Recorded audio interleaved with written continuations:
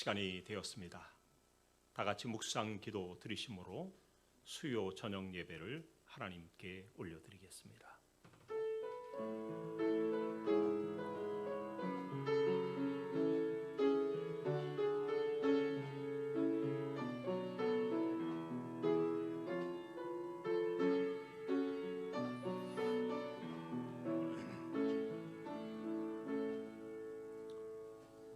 그러므로 형제들아, 내가 하나님의 모든 자비하심으로 너희를 권하노니 너희 몸을 하나님이 기뻐하시는 거룩한 산 제물로 드리라.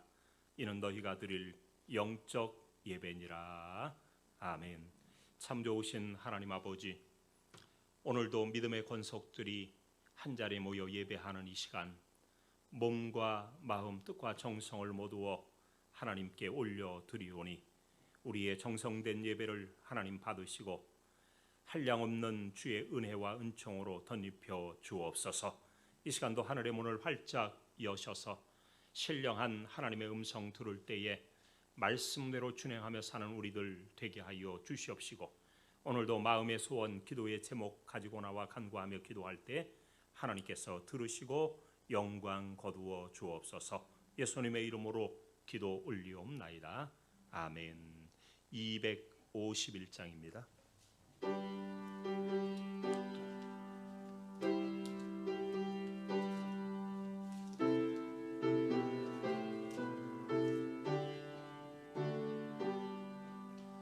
놀랍다 주님의 긴 은혜, 우리의 죄를 속하시려 갈보리 십자가 위에서 어린 양 보혈을 흘렸네. 주의 은혜 우리의 죄를 다 씻었네. 주의 은혜 우리의 죄를 다 씻었네. 죄악은 성난 파도같이 우리 영혼을 위협하나 헤아릴 수 없는 조언에 십자가에서 보이셨네. 주의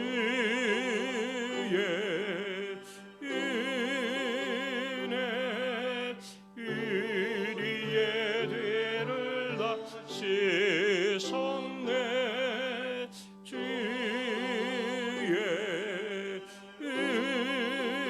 은혜 우리의 죄를 다 씻었네. 죄악에 물든 영혼들을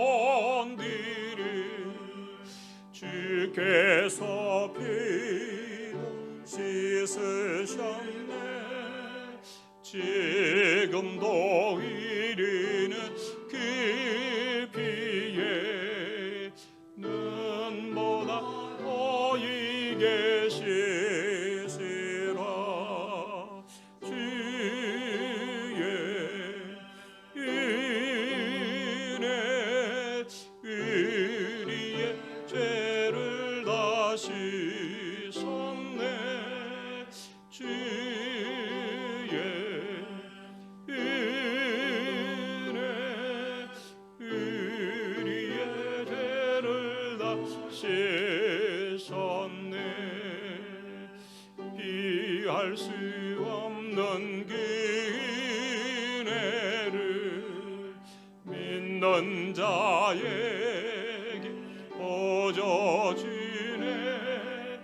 용기여 주 앞에 나와서 오직 죄를 보고 받으라.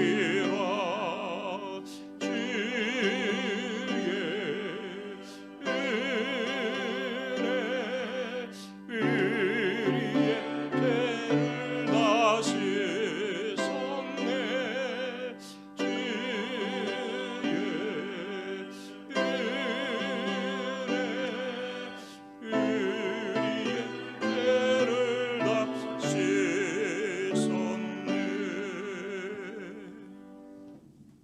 이 시간 우리를 대표해서 이정희 권사님 나오셔서 대표 기도해 주시겠습니다.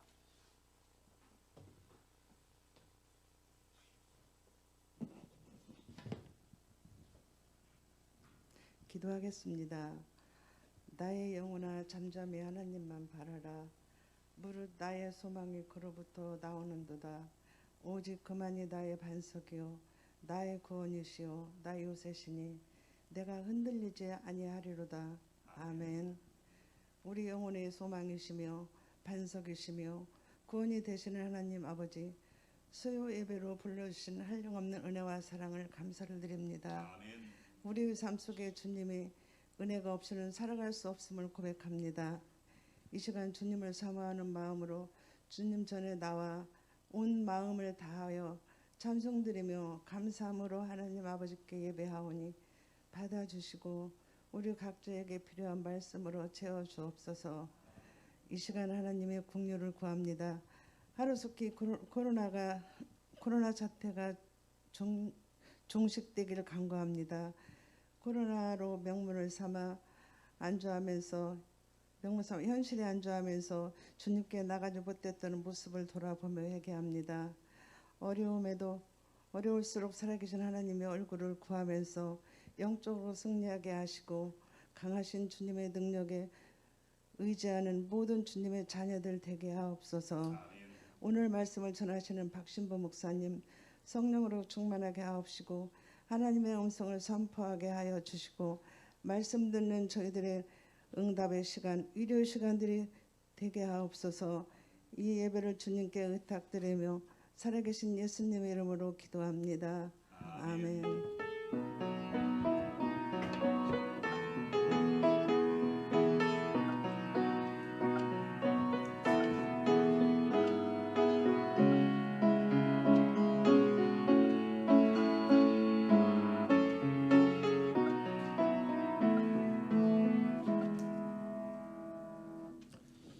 하나님 말씀은 마가복음 13장 14절에서 29절 말씀입니다.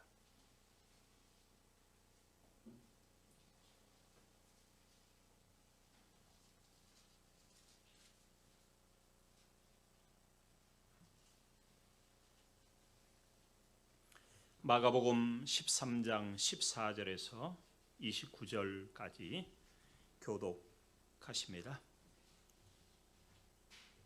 멸망에 가증한 것이 서지 못할 곳에 선 것을 보거든 읽는 자는 깨달을진저 그때에 유대에 있는 자들은 산으로 도망할지어다. 지붕 위에 있는 자는 내려가지도 말고 집에 있는 무엇을 가지러 들어가지도 말며 밭에 있는 자는 겉옷을 가지러 뒤로 돌이키지 말지어다. 그날에는 아이 벤 자들과 젖먹이는 자들에게 화가 있으리로다. 이 일이 겨울에 일어나지 않도록 기도하라. 이는 그 날들이 환난의 날이 되겠음이라. 하나님께서 창조하신 시초부터 지금까지 이런 환난이 없었고 후에도 없으리라. 만일 주께서 그날들을 감하지 아니하셨더라면 모든 육체가 구원을 얻지 못할 것이거늘 자기가 택하신 자들을 위하여 그날들을 감하셨느니라. 그때에 어떤 사람이 너희에게 말하되 보라 그리스도가 여기 있다 보라 저기 있다 하여도 믿지 말라. 거짓 그리스도들과 거짓 선지자들이 일어나서 이적과 기사를 행하여 할 수만 있으면 택하신 자들을 미혹하려 하리라. 너희는 삼가라. 내가 모든 일을 너희에게 미리 말하였노라. 그때에 그 환난 후 해가 어두워지며 달이 빛을 내지 아니하며 별들이 하늘에서 떨어지며 하늘에 있는 권능들이 흔들리리라. 그때에 인자가 구름을 타고 큰 권능과 영광으로 오는 것을 사람들이 보리라. 또 그때에 그가 천사들을 보내어 자기가 택하신 자들을 땅 끝으로부터 하늘 끝까지 사방에서 모으리라. 무화과 나무의 비유를 배우라. 그 가지가 연하여지고 잎사귀를 내면 여름이 가까운 줄 아나니 이와 같이 너희가 이런 일이 일어나는 것을 보거든 인자가 가까이 곧 문 앞에 이른 줄 알라. 아멘. 아멘. 이 시간에는 박신보 목사님 나오셔서 택하신 자들을 위하여 라고 하는 제하에 말씀 선포해 주시겠습니다.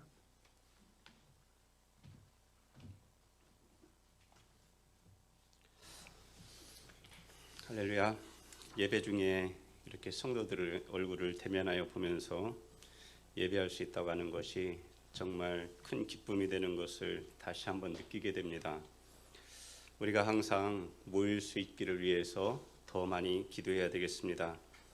그러기 위해서 아까 우리 권사님들 기도했지만 코로나 사태가 빨리 종식될 수 있도록, 또 그런 환난 가운데서도 우리 성도들이 다 믿음을 굳게 지키고 어떻게 하든지 하나님 앞에 더 모이기를 힘쓰고 하나님 앞에 더 예배자로 살아가고자 하는 그러한 큰 결단의 시간들을 모두가 다 가져야 되겠습니다. 오늘 우리가 13장을 보면 여기에서 정말 우리에게 큰 소망의 말씀이 있습니다. 13장에서 우리에게 들려주고자 하는 그 메시지는 종말에 대한 것이지만은 그 종말이라고 하는 것이 우리에게 다가올 때에 그때 반드시 또 우리에게 큰 기대감으로 다가오는 것은 무엇입니까? 그것은 예수님이 재림하신다는 것이죠. 예수님이 다시 오신다고 하는 그 약속이 그때에 이루어진다고 하는 그러한 것입니다. 그러니까 예수님이 다시 오신다고 하는 것은 우리에게 얼마나 큰 위로가 됩니까? 또 얼마나 큰 기쁨이 됩니까? 그죠? 단지 우리 성도들은 그러한 때를 만났을 때, 그러한 환란의 때, 그리고 종말의 때를 맞이하게 될 때에 우리가 해야 될 것은 무엇이냐면 우리가 믿음을 끝까지 지켜야 되는 것이죠. 오늘 우리가 읽은 말씀 이 13장은 예수님께서 이제 그 제자들에게 하시는 그러한 말씀이지요. 종말이 있을 것이라는 것이에요. 제자들이 예수님께 막 자랑을 했지요. 예루살렘 성전을 딱 보시라고 이러면서 이 큰 성전을 보라고, 이 얼마나 화려하냐고, 얼마나 멋진가 하고 예수님 앞에서 막 자랑을 했습니다. 어쨌든 자기들이 수십 년에 걸쳐서 그 성전을 지은 거 아닙니까? 물론 헤롯 대왕의 이름이 거기에 있지만은 그 성전을 짓기까지 참 많은 고생을 하였던 것도 사실일 겁니다. 그리고 유대인에게 있어서 성전이라고 하는 것은 언제나 그렇듯이 모든 것의 중심입니다. 그들의 삶의 중심이에요. 단지 신앙의 중심일 뿐 아니라 모든 삶의 모든 영역에서의 중심은 성전입니다. 그리고 그것도 예루살렘 성전이라고 하는 것은 그들에게 있어서는 너무나도 중요한 그러한 것이었습니다. 제자들이 예수님께 그렇게 자랑했을 때 예수님은 그 성전을 보시면서 제자들에게 하신 말씀이 뭐예요? 나중에 이 성전에 돌 하나도 돌 위에 놓이지 않게 되고 다 무너질 것에 대해서 말씀을 하시는 거예요. 어느 곳에 보면 예수님께서 그 성전을 보면서 탄식하시는 그러한 장면이 있고 성전을 보시면서 눈물을 흘리시는 그러한 장면들도 복음서에서 우리에게 말씀해주고 있는 것을 보게 됩니다.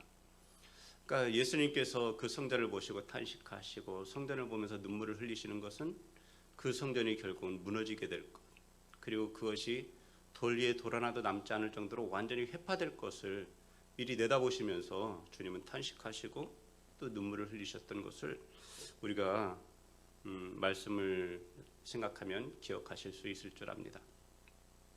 예수님께서는 이제 그러한 것에 대하여 말씀을 하시면서 보다 더 구체적으로 말씀을 하고 계십니다. 멸망에 가정한 것이 서지 못할 것에 선 것을 보거든. 그러니까 결국은 멸망에 가정한 것이 서지 못할 것이라고 하는 것은 다른 복음서에서 말하는 것처럼 마태복음에는 멸망에 가정한 것이 거룩한 곳에 선 것을 보거든 이렇게 말씀하고 있거든요. 거룩한 곳은 어디예요? 성전이거든요. 근데 이미 이 말씀은 구약의 다니엘서에 예언되었던 그러한 말씀이에요. 다니엘서 9장에 그리고 또 12장에 11장, 9장, 11장, 12장을 통해서 다니엘이 이미 예언을 했었던 것이고 또 많은 학자들이 이미 주전 167년인가요? 168년? 그때 이미 시리아의 안티오코스 4세가 이 유대를 침공했을 때 이미 그때의 성전에 제우스의 제단을 만들고 그 위에서 유대인들이 가증하게 여기는 돼지를 잡아서 그 앞에서 제사하는 그러한 일들이 있었습니다. 그래서 이미 이 멸망에 가정한 것이 거룩한 곳에 선 것을 보거든 이 말씀은 이미 예언이 성취되었던 것으로 보는 그러한 학자들도 있습니다. 그런데 또 우리가 로마 시대 때를 보면 로마가 이제 전 세계를 거의 정복을 했잖아요. 그래서 유대 땅도 로마의 이 속국이 되었잖아요. 그래서 로마의 황제는 자신을 신이라고 하고서 그리고 자신의 그러한 신성시하기 위해서 어떤 성전들에 자신의 그러한 신상을 세우고 그렇게 하도록 그 명했었던 그러한 일들도 있었습니다. 그래서 유대 땅에서도 이 성전에 그러한 것을 시도를 했죠. 그러나 유대인들에게 있어서는 이 다른 나라들과 다르게 유대인은 뭐예요? 오직 유일신이잖아요. 다른 지역에 있는 사람들은 뭐 이 신도 있고 저 신도 있고 여러 신들이 있으니까 그러한 신들 가운데 로마 황제를 하나 더 숭배한다 그래도 아무런 문제가 안 되는 거예요. 그러나 유대인들에게 있어서 하나님 외에 다른 존재를 신으로 여긴다고 하는 것은 이것은 절대 불가능한 일이었거든요. 그래서 결국 이 유대 땅에서는 그러한 옛날에 이 시리아의 안티오커스가 했었던 그러한 일과 같이 그러한 이 로마 황제의 신상이 성전에 세워지거나 그러한 일들은 없었지만 그러한 시도는 계속해서 일어나고 있었습니다. 그렇게 유대에 있는 사람들은 이 로마의 속국으로서 그들의 지배를 받고 있었죠. 특히나 우리가 보게 되면은 유대 땅에 특히나 유대 땅은 주로 이제 로마의 총독이 와서 이 유대 땅을 다스렸거든요. 북부 지방은 이제 그 왕을 세워서 그래서 그 통치를 하게 했지만 특히나 예루살렘에 있는 유대 땅은 로마의 군대가 들어오고 그리고 로마의 총독이 직접 그 통치하는 그러한 곳이었습니다. 우리가 역사를 통해서 보게 되면은 그 52년부터 66년까지 14년 동안에 유대를 통치했던 4명의 총독이 있었어요. 그런데 이 4명의 총독은 진짜 악정을 일삼았습니다. 그래서 그때에 이 큰 문제들이 생겨났어요. 로마의 역사가 그 타키투스라고 하는 사람도 이 4명의 총독의 악정에 그 유대에서의 그 전쟁이 반란이 일어날 수밖에 없었다 이렇게 기록하고 있는 것을 보면은 그것이 사실이었던 것 같죠. 특히나 이제 그 4명의 총독은 뭐 벨릭스 그리고 페스투스, 알비누스, 플로루스라고 이렇게 쭉 이어져 가는데 그 가운데 가장 이제 악정을 일삼은 사람은 플로루스라고 하는 그러한 총독이었습니다. 그 사람은 이제 완전히 뭐 강도도 놓아주고 도적도 놓아주고 다 놓아주는 거예요. 놓아주는 이유가 뭐냐면 자기의 돈만 가져오면 다 놓아주는 거예요. 그러니까 심지어는 강도 짓을 해도 괜찮다는 거예요. 내게 돈만 가져오면 되는 거예요.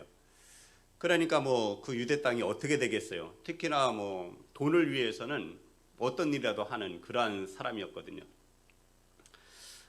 심지어는 이제 그 로마의 총독은 주로 이제 가이사랴 그쪽에 주로 이제 머물렀는데 그것이 살기가 좋으니까 그랬겠죠, 그죠?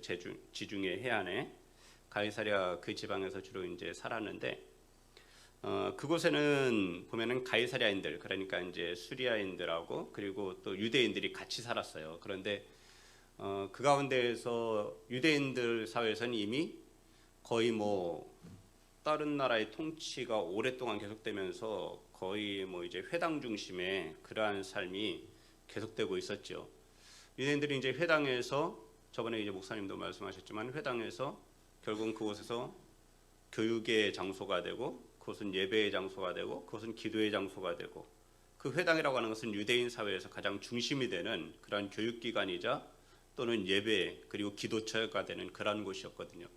그러니까 유대인들은 성전에 갈 수 없으면 그들은 모이는 것이 안식일마다 회당에 모이는 거거든요. 회당에 모여서 같이 하나님의 말씀을 읽고 하나님의 말씀을 듣고 그리고 기도하고 거기에서 토라를 배우고 율법을 배우는 그러한 일들을 했습니다. 그런데 한 번은 이제 그 안식일이 되어서 유대인들이 그 회당에 모여야 되는데 그런데 어떤 한 좀 이제 악한 그 가이사랴인이 수리아인이었는데 그 사람이 그 회당 입구에다가 이 새 사체하고 그리고 항아리를 엎어놔 버린 거예요. 그러니까는 이것은 이제 유대인들을 말하자면 모독하는 것이죠. 그래서 그 회당을 이 자기들의 거룩한 그러한 집합처인데 그 회당을 이 더럽힌 것이죠. 그래서 여기에서 이제 유대인들이 많이 격분하게 됩니다. 그리고 특히나 이제 젊은 사람들은 참을 수가 없게 되는 것이죠. 이것이 어떻게 보면은 거의 도화선이 됐다고도 할 수 있는, 그동안도 이제 물론 많이 참고는 있었죠. 그렇지만은 이렇게 자기들의 그 종교에 대해서 그리고 자기들의 그러한 거룩한 곳에 대해서까지 이런 일들을 저질렀을 때에 이 격분하게 되고, 그리고 이로 말미암아서 이제 그 유대인 사회에서 점점 이 서서히 그런 반란의 그러한 조짐들이 나타나게 됩니다. 특히나 이 플로루스 총독은 유대인들에게도 이제 그 가이사랴에서 그 회당이 있는 그곳의 주변의 땅을 갖다가 좀 사기를 원했고, 그리고 그럼에도 불구하고 사람들은 팔지 않았고 이 총독에게 가서 엄청난 돈을 주었어요. 8달란트라고 하는 엄청난 돈을 주면서 그러면서 자기들을 좀 도와줄 것을 요청을 했는데, 이 총독은 오히려 도와주진 않고 그냥 돈만 받고서 잠시 날라버린 거예요. 한쪽에 다른 지방으로 가버린 것이죠. 그런 상황에서 이러한 회당 앞에다가 새 사체를 갖다 놓고 항아리를 엎어버리는 이러한 일들이 벌어지니까 결국 어떻게 되겠어요? 점점 안 좋아졌겠죠. 그리고 그 총독에 대한 그 유대인들의 반감은 점점 커져갔습니다. 그런 가운데에서 이 총독은 점점 유대 사회에서 자기에 대해서 계속 앞혀가는 소리들이 계속 들리고, 그리고 조짐이 심상치 않으니까는 이 자기가 돈을 위해서 부정을 저지른 그 많은 일들, 불법을 저지른 일들에 대해서 이 가이사에게 항소하려고 하는 그러한 일들이 자꾸 유대인 사회에서 일어나니까 이 총독은 어떻게 자기가 살 수 있을까를 생각하다가 이 유대인 사회를 계속 이제 이 반란이 일어나도록 부추기는 일을 자꾸만 하게 되는 거예요. 그러니까 막 강압적으로 그들에게 악행을 저지르는 일들이 점점 더 심해졌습니다. 그러다가 결국은 이제 AD 66년에 이 반란이 실제적으로 일어나게 되는 거예요. 유대 땅에서. 그래서 이 반란이 일어나게 되면서 결국은 이 총독은 유대인들을 갖다가 로마 군대의 힘으로다가 그들을 무찌르려고 했지만 오히려 졌어요. 오히려 지게 되는 그러한 일들이 벌어졌었죠. 그리고는 결국은 로마에서 이제 그 군대가 파견이 됩니다. 3군단이나 되는 엄청난 그 인원이 예루살렘으로 유대 땅으로 들어오게 되는 거예요. 그 전에 이제 유대 땅에서는 이러한 반란이 일어나면서 점점점 이것이 유대 땅 전체로 확산이 되어져 갔을 때 로마의 군대가 들어오면서 하나하나 진압이 돼가는 것이죠. 그러다가 이제 네로 황제가 갑자기 죽는 바람에 잠시 한 1년 6개월 정도 전쟁이 멈추게 됩니다. 그리고서는 그 후에 다시 이제 로마의 그 티토라고 하는 그러한 장군이 들어오게 되죠. 그는 이제 네로 이후에 황제가 된 그 사람의 아들이거든요. 이 사람이 들어오면서 이제 예루살렘을 향해서 진격하게 되는 것이죠. 그리고는 예루살렘에 와서 예루살렘을 포위하고 그리고 예루살렘을 함락하게 되는 것입니다. 근데 그것이 AD 70년에 일어난 일이에요. 그러니까 예수님께서 예언하시고 나서 수십 년이 지난 후에 정말로 이 예루살렘이 로마의 군대에 둘러싸이게 되는 그러한 일이 벌어진 것입니다. 근데 로마 군대가 왜 예루살렘을 둘러쌌냐면, 우리가 누가복음에 보면은 누가복음 21장 20절에는 이렇게 되어 있어요. 너희가 예루살렘이 군대들에게 에워싸이는 것을 보거든 그 멸망이 가까운 줄을 알라. 그러니까 예루살렘은 천혜의 요새잖아요. 예루살렘은 정말 요새거든요. 그러니까 그 예루살렘에 살던 사람들이 다윗을 조롱했었잖아요. 우리는 여기에서 사는 사람들은 이 눈먼 자여도 소경이어도 이길 수 있다. 그래도 이길 수 있다는 거예요. 그만큼 이 예루살렘 성은 천연의 요새 같은 그러한 곳입니다. 그곳을 점령하기가 쉽지가 않았어요. 로마의 이 티토 장군도 결국은 그곳을 점령하기가 쉽지 않았어요. 그러니까 결국 하게 된 것이 뭐냐면 예루살렘을 에워싸는 거예요. 그리고는 아무도 나가지 못하게 하는 것이고, 그리고 그 안에 갇힌 사람들은 결국은 그 안에서 이 끝까지 항쟁해야 된다. 그래서 자기들 안에서도 이 분란이 일어나게 돼요. 우리 항복해야 된다. 한쪽에서는 열심당원 사람들은 아니다. 끝까지 저항해야 된다. 그리고는 자기들 안에서 곡식을 불태워버리고, 그러니까 이제는 죽지 않으면 살기다. 이러고는 그 안에서 이 결전을 각오하고 그렇게 있었습니다. 그런 가운데에서 점점 식량은 떨어졌죠. 그리고 그 안에서 사람들은 점점 굶어 죽어가는 일들도 생기죠. 그러한 가운데 점점 유대 사람들은 예루살렘 성 안에서 점점 약해져 가고 있었어요. 그렇다고 로마의 군대가 가만히 있었겠어요? 가만히 있지는 않았죠. 결국은 이 성벽을 무너뜨리는 그러한 장비를 가지고서 계속해서 예루살렘 성벽을 무너뜨리려고 계속 시도를 하죠. 예루살렘 성전은 이 말하자면 성벽이 3중으로 되어 있는 거예요. 성전이 있고 그 밖에 또가 있고 또 바깥에 있고, 그래서 이 성벽이 3개나 있습니다. 그래서 그것을 치고 들어가는 것이 쉽지는 않았어요. 그럼에도 불구하고 로마의 군대는 정말로 그 성벽을 치고 들어가게 되는 거예요. 70년 8월 10일에 예루살렘 성전이 성안로 돌입한 로마군에 의해서 불타게 됩니다. 그리고 9월 8일에 시내에서의 저항도 수그러들고 20일에는 저항이 모두가 끝났습니다. 그러니까 보면은 의외로 그 완전한 요새와 같은 예루살렘 성이 무너지고 그것이 함락되는 데는 오래 걸리지 않은 거예요. 진짜 짧게 끝났잖아요. 그죠? 이건 신기한 일이에요. 이것은 결코 그냥 우습게 여길 일이 아니거든요. 무언가 어떤 힘이 작용한 거예요. 우리가 이것과 견주어서 생각해 볼 수 있는 것이 무엇이냐면 마사다 전투라고 하는 게 있어요. 유대인들의 그 최후의 항전지라고 하는 마사다라고 하는 요새가 있는데, 이 마사다 요새는 헤로드 왕이 이제 자기의 그러한 피난처로 또는 별장으로 그렇게 지어놓은 그러한 곳이에요. 그런데 이것은 마사다는 사해 바다 그 근처에 있거든요. 그런데 여기는 그렇게 높진 않아요. 높진 않지만은 그러나 사해 바다가 어때요? 거기는 해저 400m예요. 그러니까 그 바다로부터 이렇게 보면은 거의 440m 높이에 있는 거예요. 그러니까 이 마사다라고 하는 그곳은 실은 그 땅에서 보면은 그렇게 높지 않지만 그 사해 바다를 끼고 있는 것을 통해서 볼 때는 굉장히 높은 곳에 있는 거예요.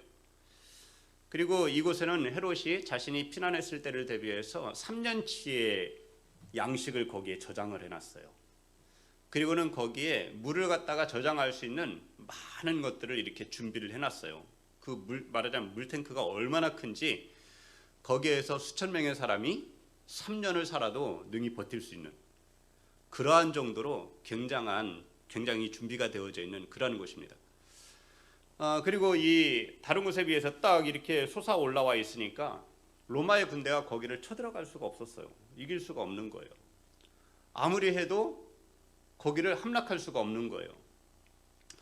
마사다 전투가 몇 년 동안 계속됐는지 알아요? 3년 동안 계속됐습니다. 3년. 그 마사다 요새를 점령하기 위해서, 정복하기 위해서 3년의 시간이 걸렸는데 그 요새라고 하는 예루살렘 성이 로마에게 함락되는 데는 불과 얼마 걸리지 않았다는 것이죠. 너무나 신기하지 않습니까? 결국 마사다 요새에서 로마 군대는 어떻게 그 마사다를 무너뜨리게 되냐면 다른 곳에다가 이 토성을 쌓는 거예요. 마사다와 높이를 같게. 그리고는 거기에서 투석기를 이용해서 그냥 엄청나게 그냥 돌들을 갖다가 그곳으로다가 날려보냅니다. 그러면서 그 안에서 항전하던 사람들은 결국은 마지막에는 우리가 더 이상 이제는 뭐 식량도 다 떨어졌고 그리고는 어떤 싸울 수가 없으니까 그 안에서 모두가 다 자결을 하게 되는 거예요. 그것이 이제 유대 전쟁사에 나타나는 그러한 사건이었는데요. 오늘 예수님이 하신 이 말씀들을 가만히 찬찬히 이제 이러한 내용들을 생각하면서 한번 읽어보시기 바랍니다. 멸망이 가져간 것이 서지 못할 것에 선 것을 보거든 그때 유대에 있는 자들은 산으로 도망할지어다. 지붕 위에 있는 자는 내려가지도 말고 집에 있는 무엇을 가지러 들어가지도 말며 밭에 있는 자는 겉옷을 가지러 뒤로 돌이키지 말지어다. 그날에는 아이벤 자들과 젖먹이는 자들에게 화가 있으리로다. 그러니까 로마의 이 군대라고 하는 것은 당시에 굉장히 강했잖아요, 그죠? 그때 로마에는 기병이 있고, 그리고는 기병은 이제 말탄 사람들이잖아요. 기병들이 있고, 그리고는 보병들이 있는데, 그들이 이 진군을 하면 거기에 나만 하는 게 없는 것이죠. 다 그냥 초토화가 되는 거예요. 얼마나 빠릅니까? 그들이 특히나 말 타는 사람들이 그 달리면 거기에 앞에 나만 할 것이 아무것도 없는 것이죠. 그들이 쳐들어오는데 누가 지붕 위에 있다가 내려가겠어요? 집에 있는 무엇을 가지러 들어갈 정신이 어디 있겠습니까? 밭에 있는 사람이 내 겉옷 그리고 돌이킬 그러한 상황이 아니라는 거예요. 이 일은 순식간에 일어난다는 것입니다. 그리고 그것이 순식간에 일어날 뿐만 아니라 그것이 잔인하다는 거예요. 특히나 그날에는 아이벤 자들과 젖먹이는 자들에게 화가 있으리로다 그랬는데 왜 그래요? 아이벤 자, 젖먹이는 자들은 아이와 함께 움직여야 되니까 그만큼 더 움직이기가 힘들겠죠. 특히나 이 로마의 군대는 예루살렘에 들어오면서 그 안에 있는 모든 사람을 거의 죽였어요. 아이들까지도 그냥 죽여버렸습니다. 여자라고 그냥 두지 않았어요. 다 죽였습니다.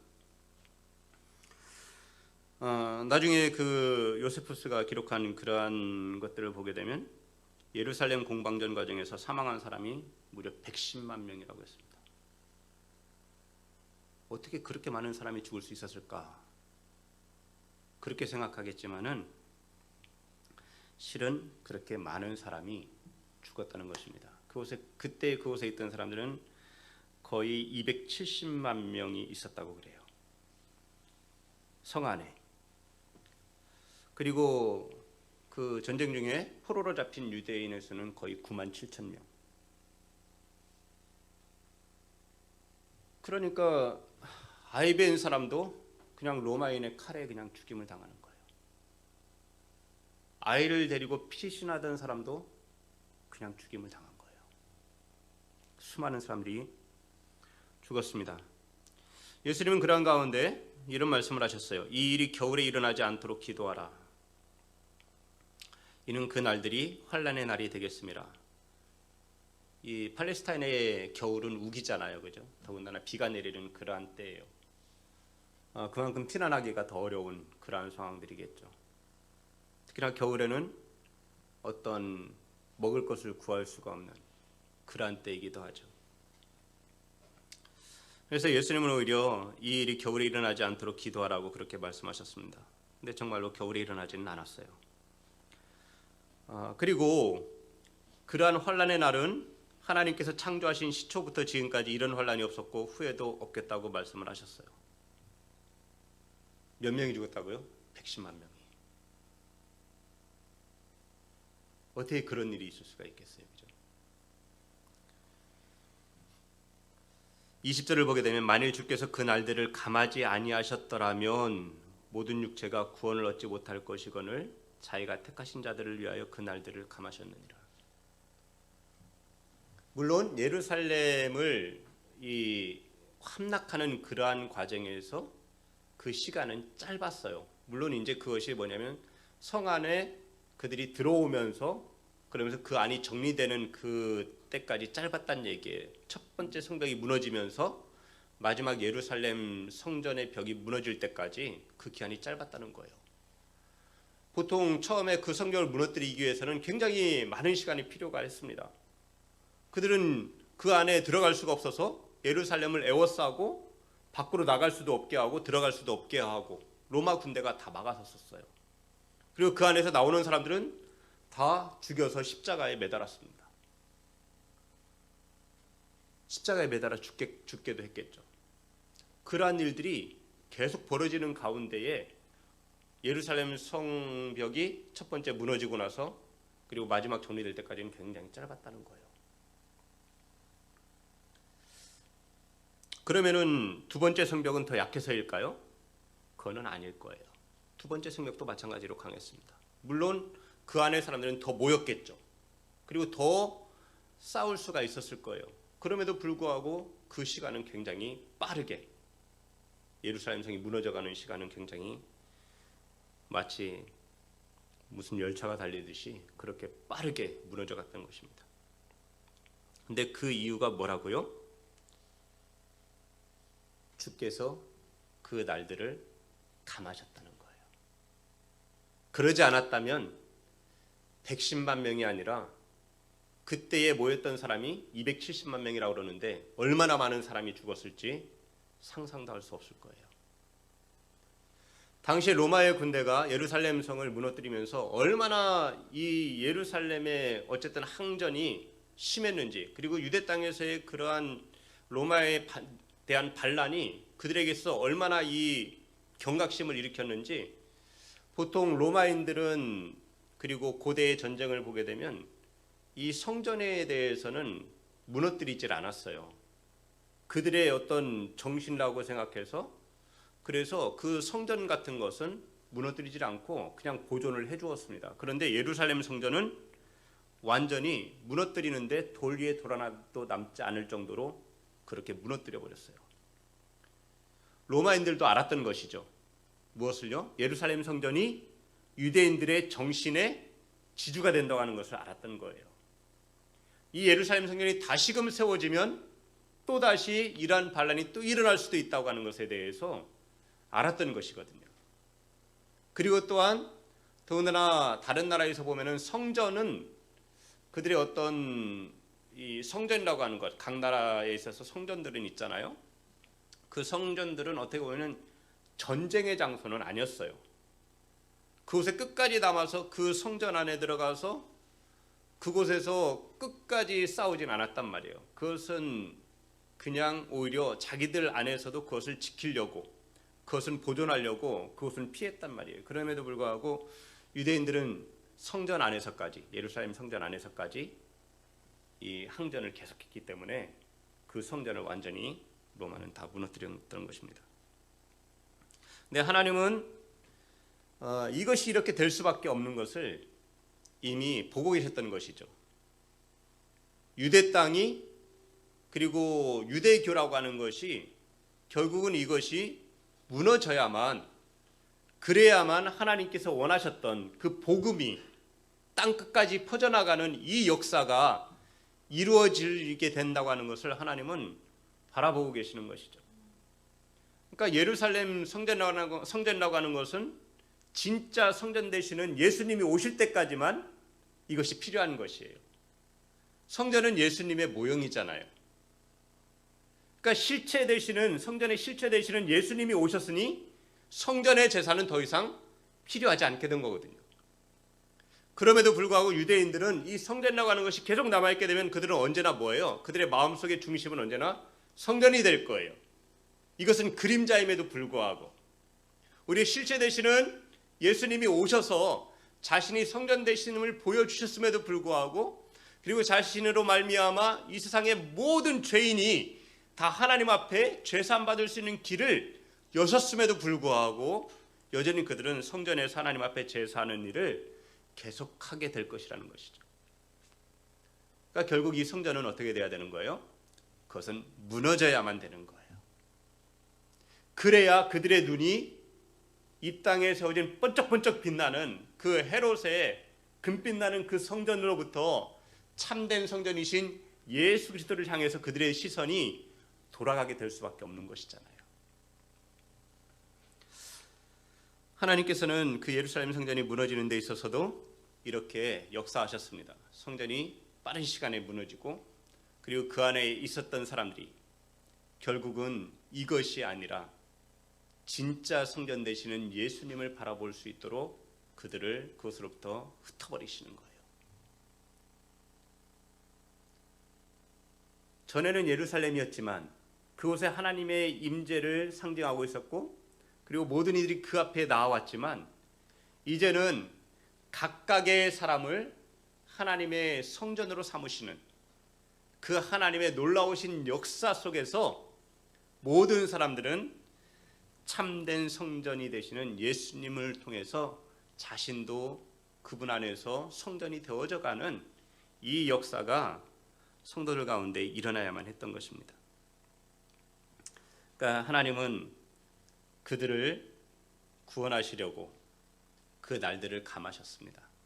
예루살렘 성이 무너지는 그 때를, 그 시간을 줄이셨어요. 예수님께서 이러한 것에 대하여 미리 말씀해 주신 이유가 뭐겠어요? 다니엘서의 예언을 가져오셔서 말씀하시면서 멸망에 가져간 것이 서지 못할 곳, 거룩한 곳에 선 것을 보거든, 이렇게 말씀하신 이유가 뭐예요? 이미 이전에 다니엘의 예언이 한번 성취된 것을 유대인들은 안단 말이에요. 그것으로 인해서, 그 사건으로 인해서 유대인들 마음속에는 이 하나님에 대해서 새롭게 인식하는, 그리고 하나님 앞에서 자신의 신앙을 다시금 새롭게 결단하는 놀라운 그 환란의 때가 오히려 은혜의 때가 되는 그러한 것을 이미 한번 경험한 바가 있는 것입니다. 그러니까 예수님의 이 말씀을 딱 들을 때 유대인들의 마음속에는 어떻겠어요? 그 일은 벌써 있었는데. 그런데 또다시 말씀을 하시네? 그러면 그때에 다니엘의 예언이 성취되는 것처럼 지금 예수님이 하시는 이 말씀이 또다시 성취될 거란 말인가? 지난번에 말씀드렸던 것처럼 뭐예요? 예언의 이중적 성취란 말이에요.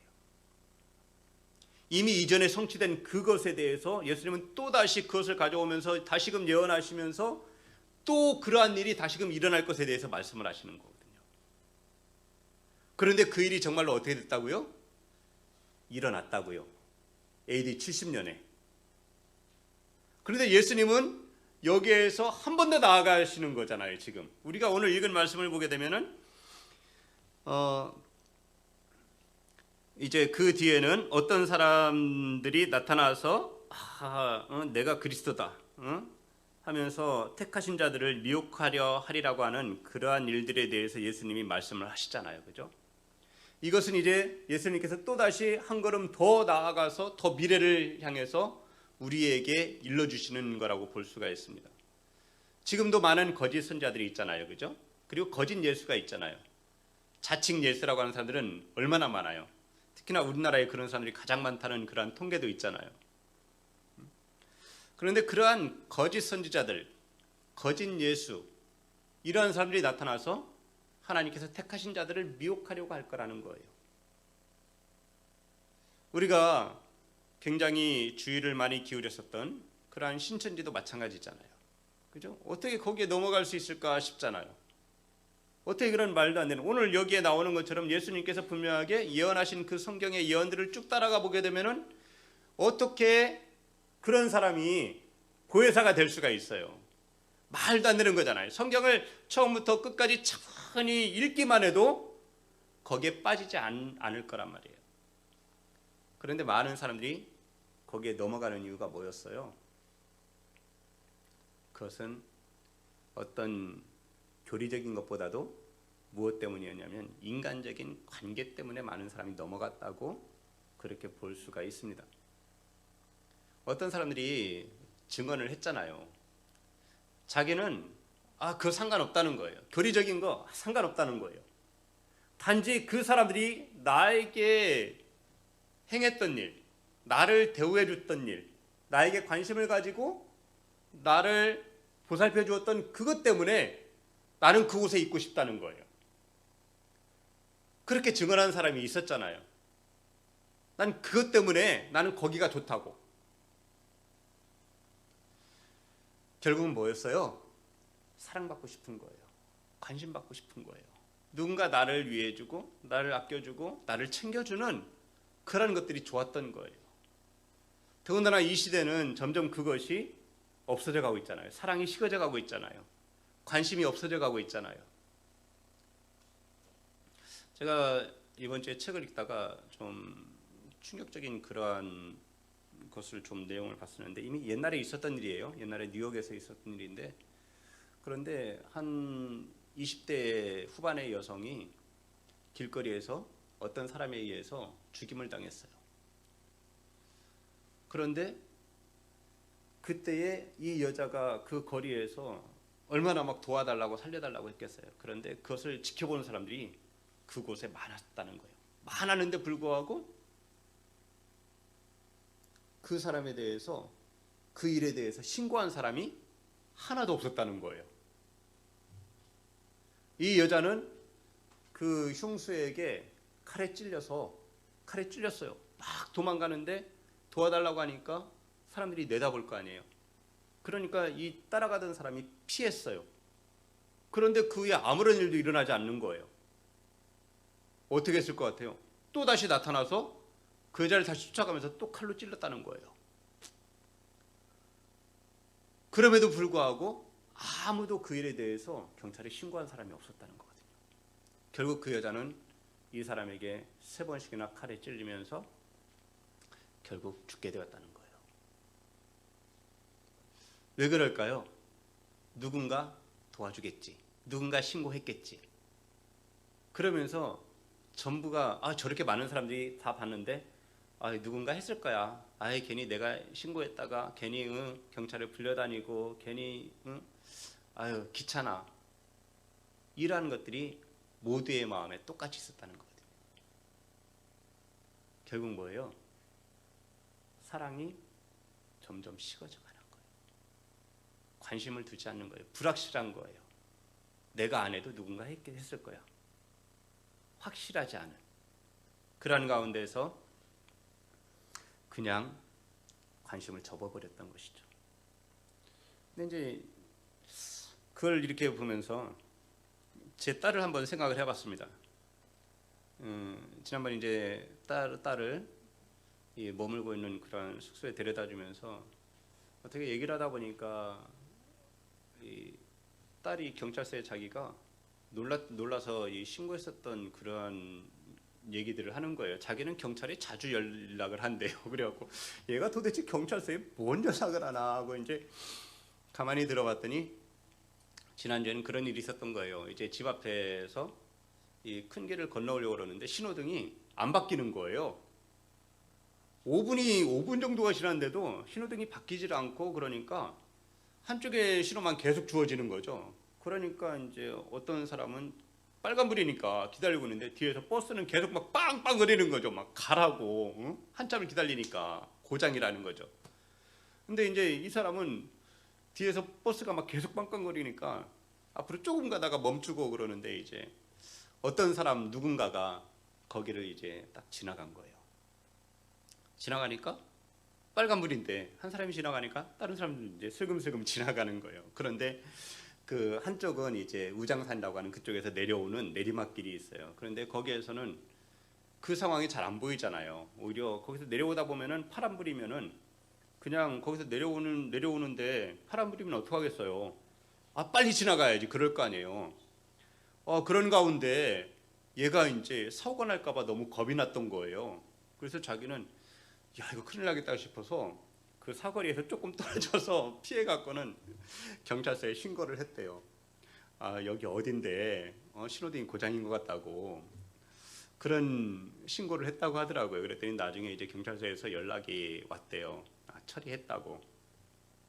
그러면서 또 얘기를 하는 게 자기는 길을 가다가 이렇게 어떤 사람이 누군가가 이렇게 사거리 모퉁이에서 쓰러져 있는 걸 봤대요. 누워 있는 것을. 술 취했는지 어떤지 알 수 없지만 그런데 사람들이 지나가면서 아무도 그거에 대해서 얘기를 하지 않는 거예요. 그렇다고 자기가 가서 이렇게 깨울 수는 없잖아요. 그러니까 누군가 차가 지나가다가 그 모퉁이에 사람이 있는데 잘못하면 그 사람 치지 않을까 싶어서 겁나서 자기가 연락을 했다고 하더라고요. 자기는 이제 그러면서 종종 경찰에 연락을 한다는 거예요. 그래서 그래? 야, 참 잘한다. 속으로 이제 그래. 잘하네. 이제 그런 생각을 했었어요. 그러면서 오늘 이렇게 말씀을 주면서 이 딸의 그런 이야기들도 생각이 나는 거예요.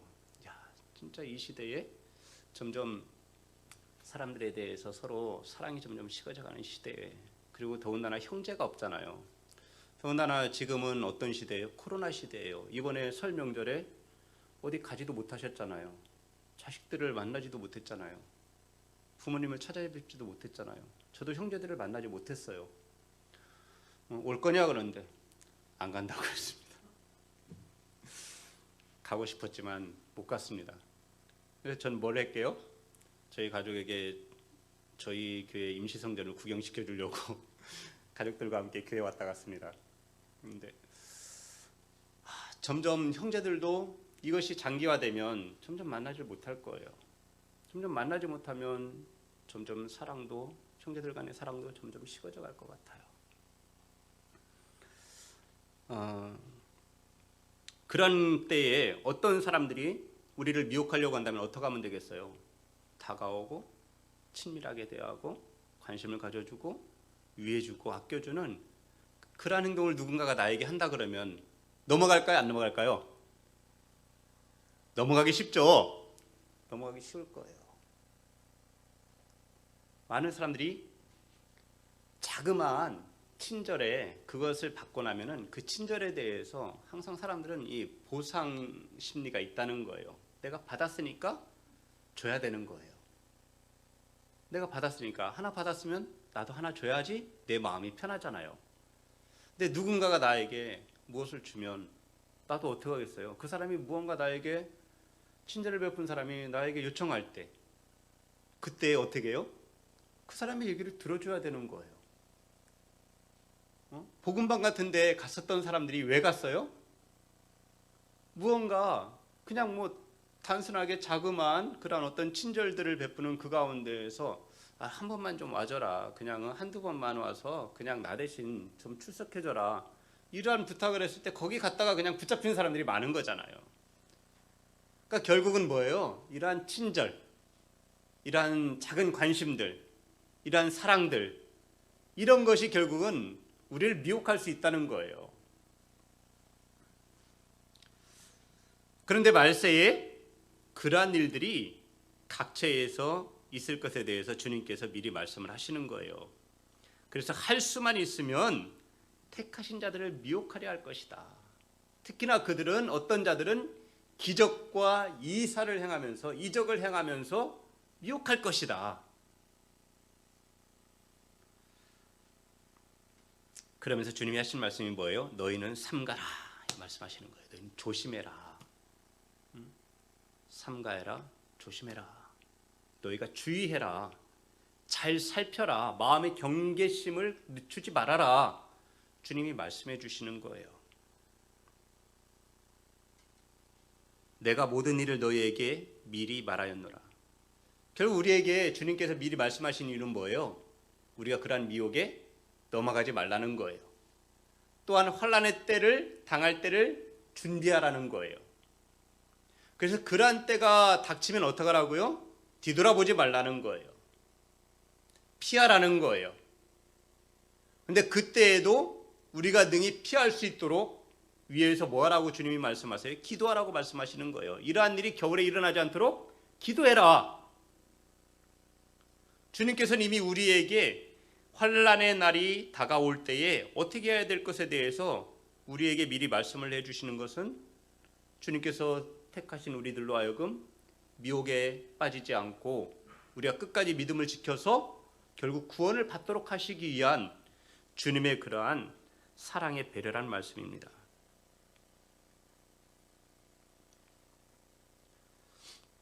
주님은 계속 하시는 말씀이 그때에 그 환난 후에 해가 어두워지며 달이 빛을 내지 아니하며 별들이 하늘에서 떨어지며 하늘에 있는 권능들이 흔들리리라. 그때 인자가 구름을 타고 큰 권능과 영광으로 오는 것을 사람들이 보리라. 이렇게 말씀을 하세요. 결국 주님께서 이제는 오실 날이 점점 가까워오고 있어요. 그때가 언제인지는 알지 못해요. 주님께서는 유대에 있던 제자들에게도 앞으로 거의 한 40년 뒤에 일어날 그 일에 대해서 미리 말씀하시면서도 그때에 대해서는 정확하게 일러주시질 않았어요. 그때 주님의 말씀을 들었던 사람들이 분명히 있었어요. 예수님의 이러한 예언을 기억하고 있었던 그러한 제자들, 또 함께 모여서 생활하던 그러한 공동체 사람들은 유대 로마 전쟁이 시작되던 그 해 66년에 이 사람들은 그 유대 땅을 떠나서 다른 곳으로 이주했다고 합니다. 어느 곳으로 이주했냐면 데가볼리의 펠라라고 하는 그러한 지역으로 이주를 했다는 거예요. 이 사람들은 살았을까요? 죽었을까요? 그 환란을 겪었을까요? 안 겪었을까요? 그들은 겪지 않았어요. 그들은 주님의 말씀을 기억하고 무언가 이 환란의 때가 다가오는 것을 보았을 때에 그들은 주님의 말씀을 따라서 그 유대 땅을 빨리 떠나버린 거예요. 그리고 다른 곳으로 이주를 해서 그곳에서 생명을 보존하게 되었다고 합니다. 주님께서 오늘 우리에게 장래에 일어날 일에 대해서 말씀을 해주셨어요.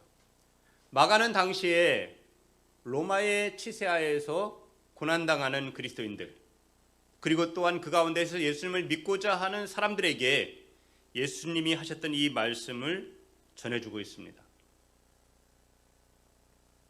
이 말씀을 마가가 전해줄 때 이 사람들은 이 마가의 말씀을 통해서 장래에 일어날 일에 대해서 그들도 생각하고 있었을 거예요. 그리고는 이러한 역사들이 이어지는 것을 보면서 그러면서 예수님께서 하신 말씀이 정말로 성취되는구나. 그분이 하신 말씀은 실제로 일어나서 우리에게 현실이 되는구나 하는 것을 그들은 알게 되었습니다. 오늘 우리는 이미 예수님의 말씀을 통해서 다니엘의 예언이 성취된 것을 우리는 들었습니다. 그리고 예수님의 예언을 통해서 또다시 예루살렘이 멸망하게 되는 그러한 예수님의 예언이 성취된 것도 우리는 들었어요. 이제 우리에게 남은 예언은 뭐예요? 예수님이 구름을 타고 다시 오신다는 그 예언의 말씀이 남아 있습니다. 모든 사람들이 뭐라고 했어요? 그 광경을 보리라라고 말씀을 하고 있어요. 그러면 여러분, 오늘날에 어떤 사람이 나타나서 어떤 기적을 행하면서 이적을 행하면서 내가 예수라고 말한다면 여러분, 그 사람이 예수입니까? 그가 예수입니까? 예수님이에요? 아닌 것이죠. 예수님은 하늘로 가심을 본 그대로, 제자들이 보았던 그대로 다시금 예수님은 그러한 모습으로 오실 것에 대해서 이미 성경이 예언을 했고 예수님이 말씀을 하셨어요. 단지 오늘날에 이 시대를 보게 되면 나라가 민족이 서로 대적하는 그러한 시대를 향해서 점점 나아가는 것은 맞는 것 같아요. 곳곳에 기근이 있고 지진이 일어나고 그리고 많은 질병이 일어나고 전염병이 창궐하는 이러한 것들도 맞는 것 같아요. 역사 속에서도 많은 전염병들이 있었지만 오늘날에 정말 이 시대에 이 코비드19는 온 세상을 혼란 속에 빠뜨리고 있습니다. 어떻게 할 바를 모르고 있어요. 국가도 정책을 어떻게 세워야 될지를 모르고 있습니다. 풀어주었다가 쪼였다, 풀어주었다 쪼였다, 이것이 계속 반복되고 있어요. 이유는 뭐예요? 그것에 대한 해결책이 없기 때문이잖아요. 이것이 1년, 2년, 3년 계속된다 그러면 사람들의 삶이 어떻게 될까요? 대부분의 자영업자들은 다 망할 거예요. 직장도 점점 요즘은 무역을 통해서들 많이들 살아남잖아요. 그죠? 그리고 기업이 활성화되잖아요. 근데 점점 이 무역도 점점 약해져 간다 그러면, 활성화되지 못하고 점점 쇠퇴해 간다면, 그러면 각 나라가 점차 어떻게 될까요? 은행으로부터 많은 빚을 들여서 집을 장만하고 그리고 많은 생활들을 빚을 통해서 했는데 그것이 갚아나갈 수 없게 되면 어떤 상황들이 벌어질까요? 수많은 사람들이 어쩌면 더 이상 살 수 없다고 자기의 생명을 포기하는 그러한 때가 올지도 모른다고 하는 그러한 걱정이 되기도 합니다. 여러분, 그러니 환란의 때가 올 때에 우리는 그것이 더 심해지기 전에 우린 주님이 말씀하시는 것처럼 더 기도해야 됩니다. 기도해야 돼요. 이러한 환란의 때가 더 심해지지 않도록 위해서 기도해야 됩니다. 그리고 이것이 주께서 이 환란의 때를 빨리 짧게 끝내시도록 위해서도 우리가 주님께 더 기도해야 될 줄로 믿습니다. 주님, 이 때를 감하여 주옵소서. 그래서 택하신 자들이 넘어지지 않게 하여 주옵소서. 택하신 자들을 구원해 주옵소서. 더 많은 이들에게 복음이 증거되게 해 주옵소서. 우리가 더 많이 기도해야 될 줄로 믿습니다. 그리고 무엇보다도 우리 성도들은 이러한 때에 더 마음을 삼가해야 되겠습니다. 마음의 옷깃을 여며야 되겠어요. 더 하나님 앞에 믿음으로 살고자 더 힘쓰셔야만 됩니다. 모이지 못하니까 어느 틈엔가 점점 전에는 교회에 뭐 한 번씩 나오는 것이 그냥 뭐 큰 것이 아닌 줄 알았을 거예요. 그냥 뭐 교회 한번 가서 예배하는 게 뭐 얼마나 크다고, 가서 설교 한번 듣는 게 얼마나 귀중하다고, 그 말씀 한번 하고 찬송 한번 하고 기도 한번 하는 게 얼마나 중요할까 생각했었지만, 오늘날에 모이지 못하고 모여서 예배하지 못하고 모여서 기도하지 못하고 모여서 찬송하지 못하고 선포되는 하나님의 말씀에 귀 기울여 듣지 못하는 그러한 상황들, 그리고 성도의 교제가 무너져가는 이러한 상황 속에서 우리의 마음이 얼마나 약해져 가는지, 우리의 신앙이 얼마나 약해져 가는지 스스로 느낄 수가 있잖아요.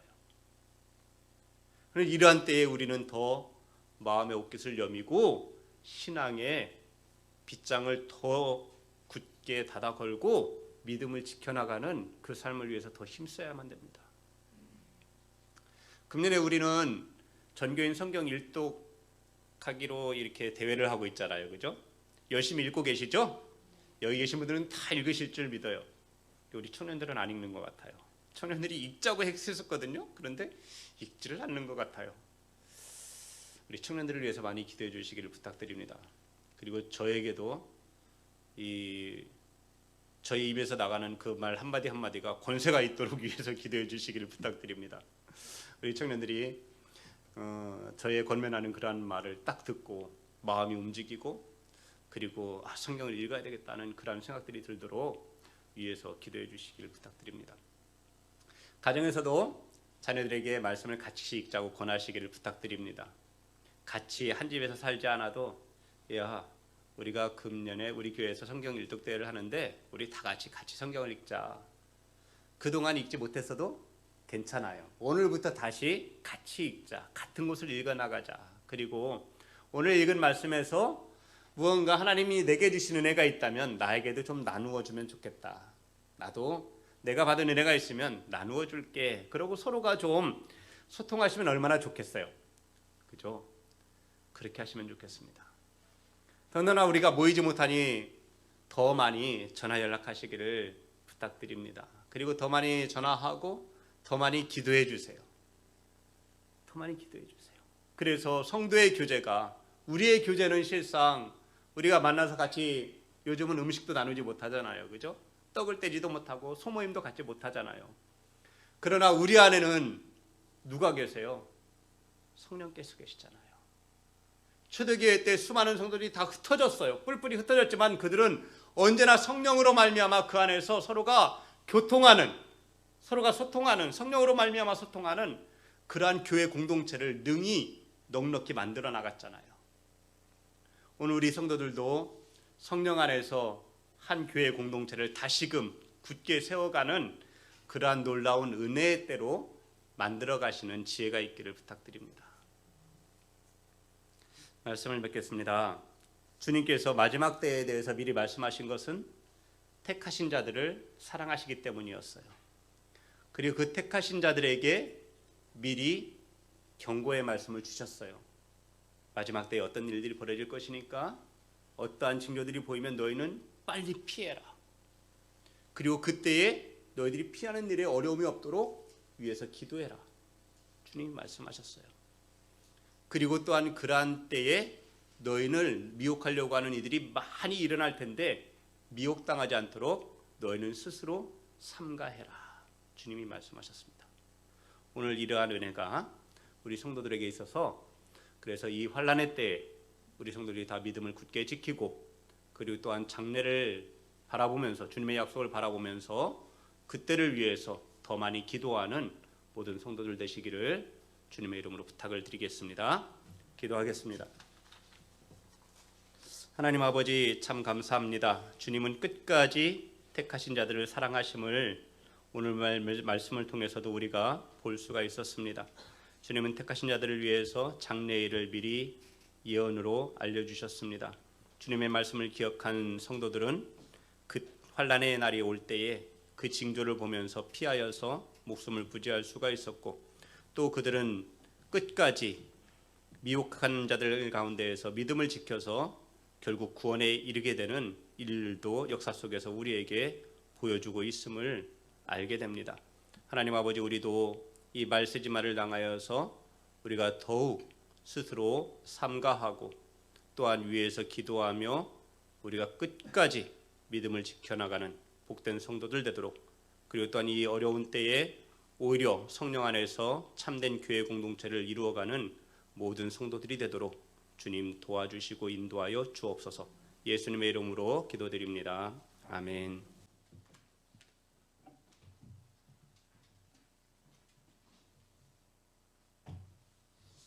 교회 소식을 몇 가지 말씀을 드리도록 하겠습니다.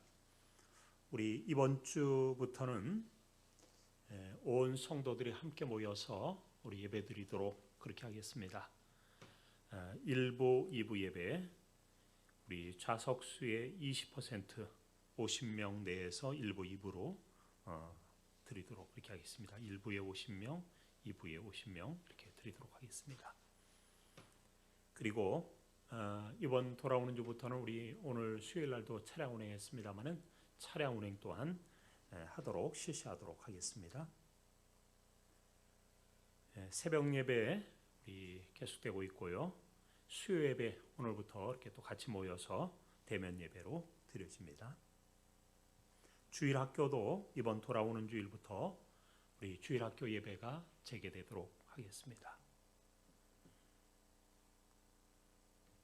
성경 1년 1독 대회 계속 말씀 여러분에게 드립니다마는 매일매일 우리 세 끼의 식사를 하기 전에 먼저 우리 하나님의 말씀을 읽는 것 매우 중요한 줄 압니다. 함께 동참해 주시기를 부탁을 드립니다. 그리고 우리 성도의 교제란 참조하셔서 우리 이영서 집사님 원주 세브란스 기독병원에 입원해 계십니다. 위에서 계속해서 기도해 주시면 고맙겠습니다. 다른 광고들은 주보를 참조해 주시기를 바랍니다. 533장 찬송 부르겠습니다.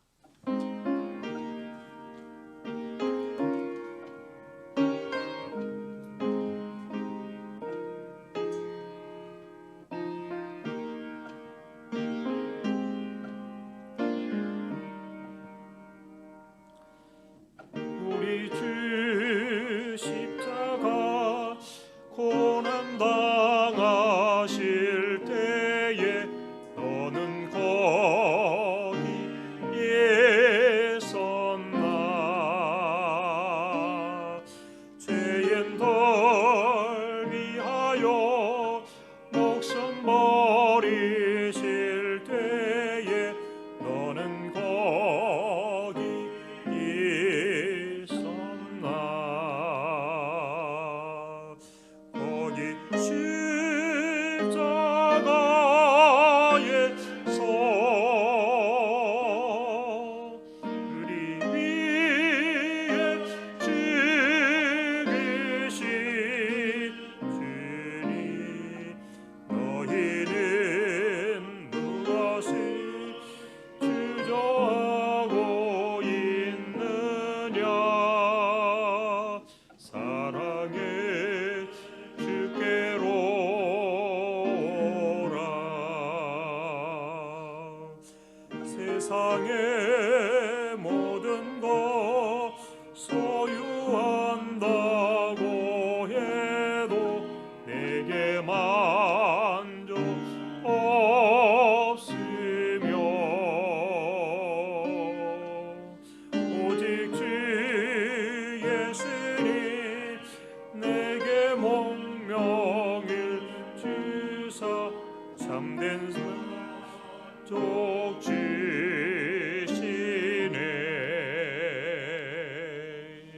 저기 십자가에서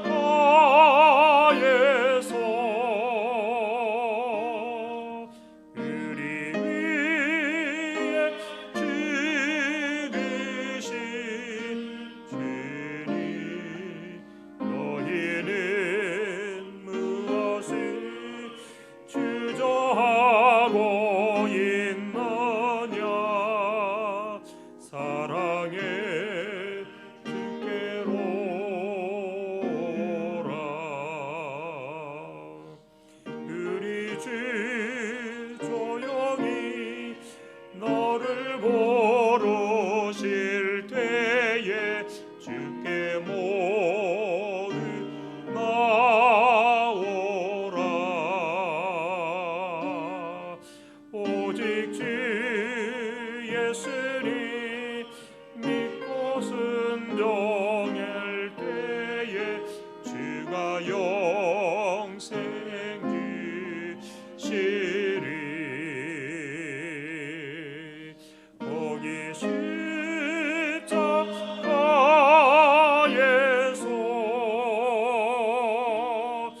우리 위에 죽으신 주님, 너희는 무엇을 주저하고 있느냐.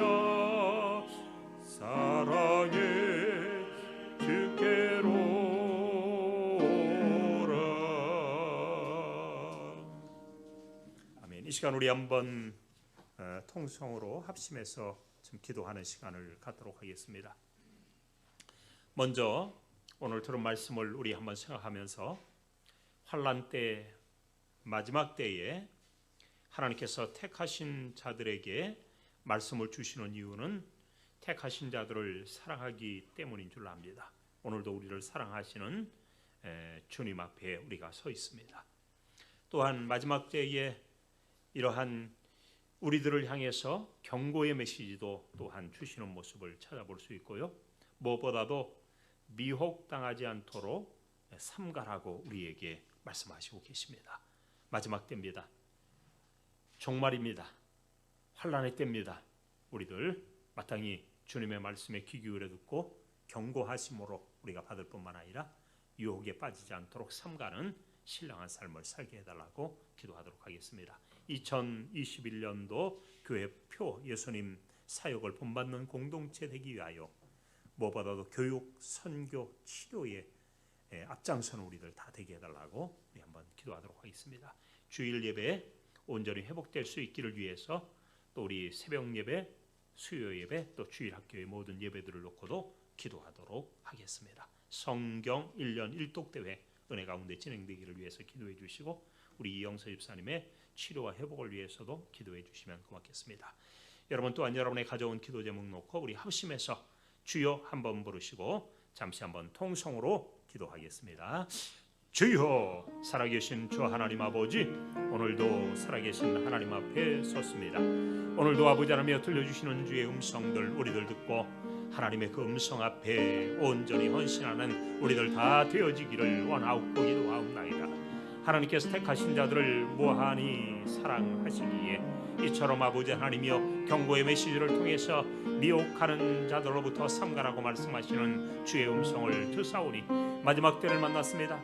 종말입니다. 아버지 하나님이여 종말은 이미 왔으며 아직 오지 않았습니다. 그럼에도 불구하고 우리들 늘 경계의 태도를 가지고 아버지 하나님이여 이 모든 일들 잘 대처하며 미혹에 빠지지 않도록 유혹에 넘어가지 않도록 우리들 주의함에 삼가는 아름다운 역사 임하게 하여 주옵소서.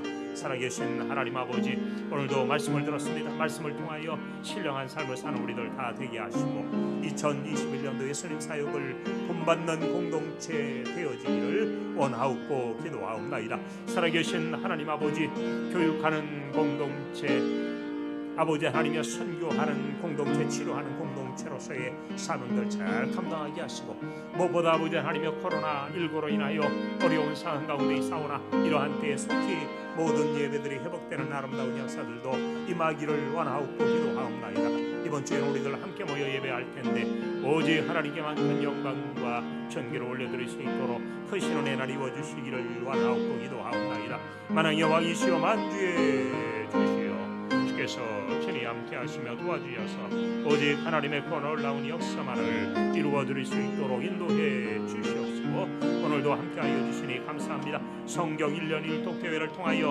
하나님 말씀을 가까이 하며 승리하는 우리들 되게 하시고, 우리 이영서 집사님의 회복과 치료를 위하여도 간구하며 기도하오니 하나님 들으시고 역사해 주시옵소서. 아버지 하나님, 우리 온 성도들의 마음의 소원, 기도의 제목까지라도 다 들어주실 줄로 믿습니다. 하나님 역사해 주시옵시고 이 모든 것 흡양하시며 받아 주옵소서. 주님께 모든 것 의탁드리올 때에 모든 것 주님 앞에 의지하오며 살아계신 예수님의 이름으로 기도 올리옵나이다. 아멘. 하늘에 계신 우리 아버지여, 이름이 거룩히 여김을 받으시오며 나라 임하옵시오며 뜻이 하늘에서 이룬 것 같이 땅에서도 이루어지이다.